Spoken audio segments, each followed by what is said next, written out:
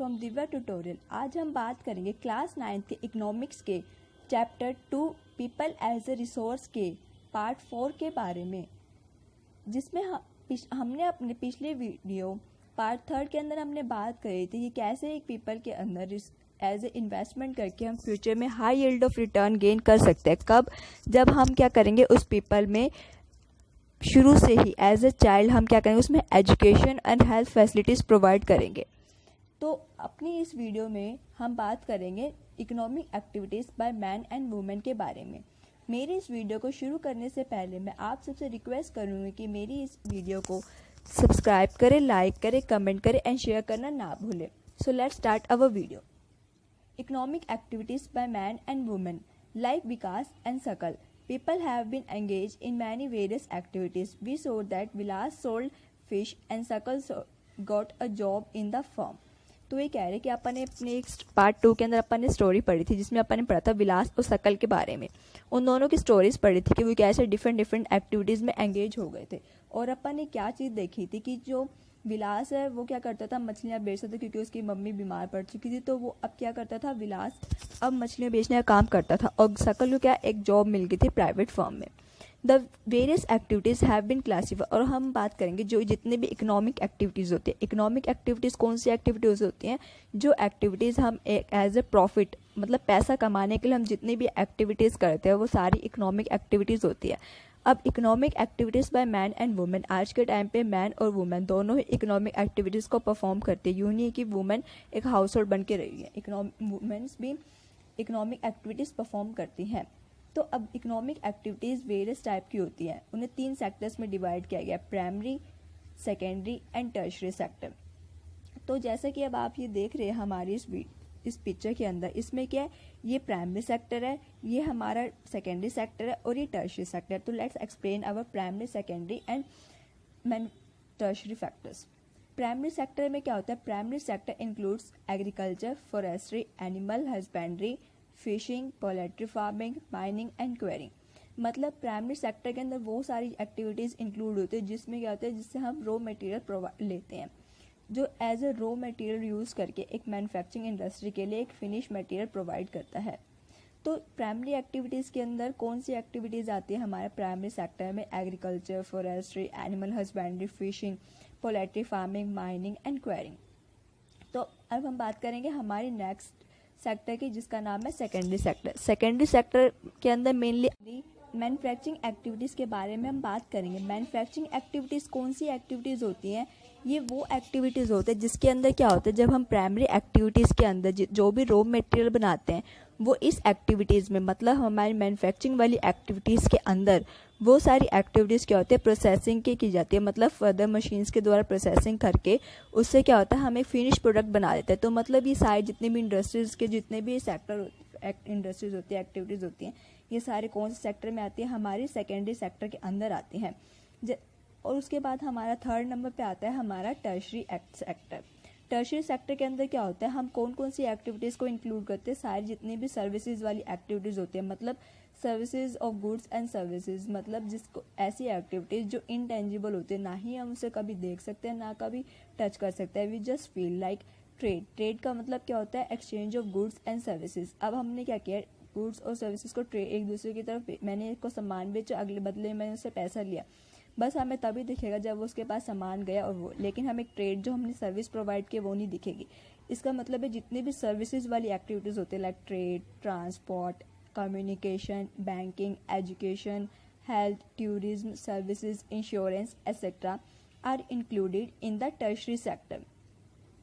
तो जैसे अब मैं आपको एक एग्जांपल से समझाती हूँ। लाइक मैंने अब क्या किया, एक कॉटन की मैंने एक इंडस्ट्री सेटअप की, ठीक है। तो कॉटन के लिए सबसे पहले क्या किया, मैंने फार्मिंग की कॉटन की। तो कॉटन की जो फार्मिंग वगैरह की, उसे जितना भी उसे न्यूट्रिशन बेचते हैं, वो सारी एक्टिविटीज़ किस में आएगी? प्राइमरी सेक्टर में। मतलब हमने कॉटन को एज ए रॉ मटेरियल की तरह बना दिया। अब मैंने कॉटन को क्या किया, मैंने वहाँ पे इंडस्ट्रीज में भेज दिया। कॉटन गई वहाँ पे, क्योंकि वहाँ से कपास का जो पौधा होता है, दैट मीन्स कॉटन का तो वो क्या किया, हमने अपने उस कॉटन निकाल के हमने क्या किया, मैन्युफैक्चरिंग इंडस्ट्रीज में भेज दिया। वहाँ पे क्या हुआ, कॉटन को हमने कपड़े की तरह बुनाई कर दी, मतलब कपड़ा बना दिया उसका कॉटन से, क्योंकि कॉटन से ही बनता है, तो मतलब टेक्सटाइल इंडस्ट्री बन गया वो। जो जितना भी है सब कॉटन से उसको वो बनना, जब हमने क्या किया, इट मीन्स रॉ मटेरियल्स को यूज़ करके एक फिनिश प्रोडक्ट बनाना, कौन सी एक्टिविटीज़ में आता है, सब सेकेंडरी सेक्टर के अंदर आता है। उसके बाद मैंने कॉटन को एक जगह से दूसरी जगह जाके बेचा, इट मीन्स इंडिया से जाके मैंने उसे श्रीलंका में जाके बेचा, नेपाल में जाके बेचा, मतलब डेट इज़ कॉल्ड ट्रेड वगैरह किया मैंने, इम्पोर्ट एक्सपोर्ट किया। मतलब उसके बाद जो मैंने सर्विसेज की बेचने की, या फिर मैंने उन्हें कम्युनिकेशन सर्विस प्रोवाइड की, ट्रांसपोर्ट सर्विस, मतलब यहाँ से वहाँ बेचने के ट्रांसपोर्ट जो फैसिलिटीज़ मैंने यूज़ की, वो सारी हमारी किसके अंदर आते हैं, टर्शियरी सेक्टर के अंदर।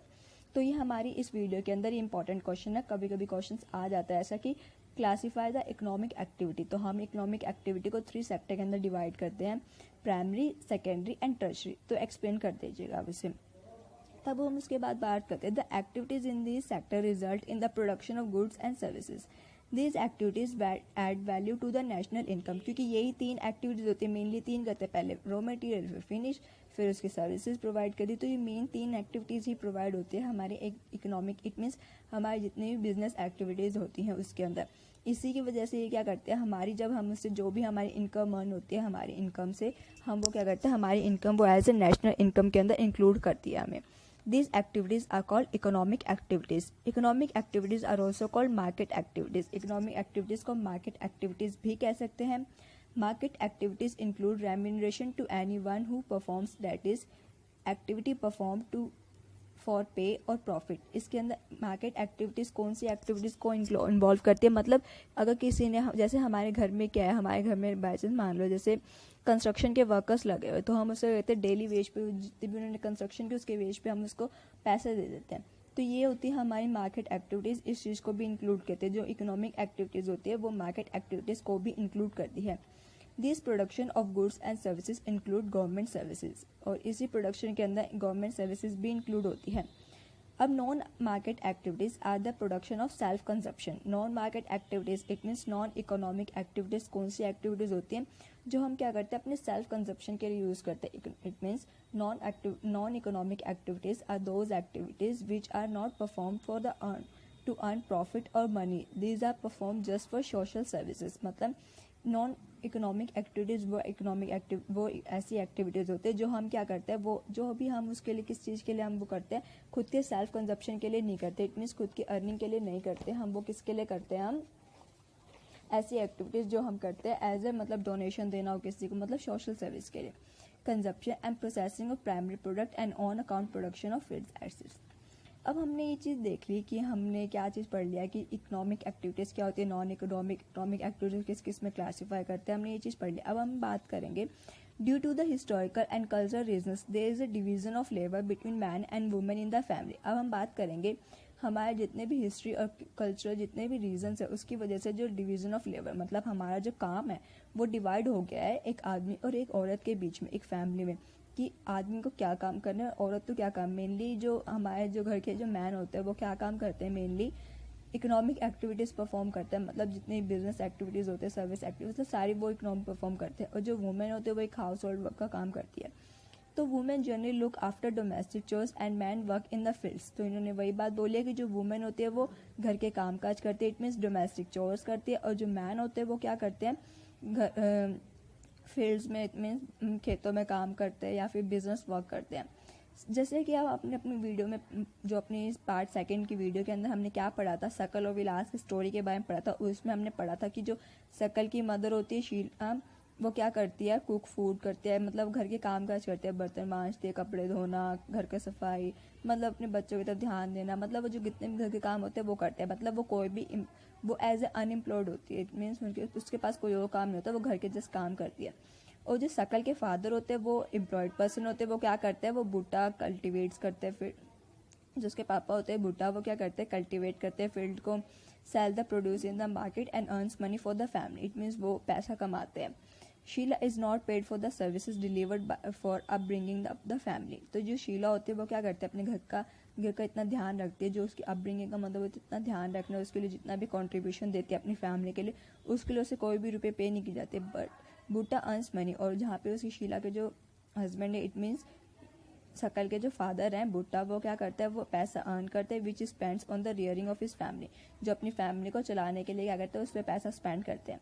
Women are not paid for their services delivered in the family. तो इसमें इन्होंने ये चीज़ कही है कि जो वुमेन होती है ना, उन्हें कोई भी सर्विस प्रोवाइड नहीं की जाती है। जब वो अपने घर के लिए कुछ भी कामकाज करती है तो उन्हें कोई भी पेड नहीं किया जाता उनके सर्विसेज के लिए।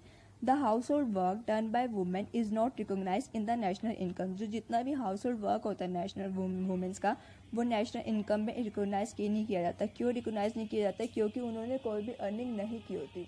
जब वो अर्निंग अर्न करेंगे तभी वो हम उसको क्या कर सकते हैं, ऐड कर सकते हैं। Sheela is not paid for the services deliver for upbringing the family. तो उन्होंने यही सब ये से बात की है।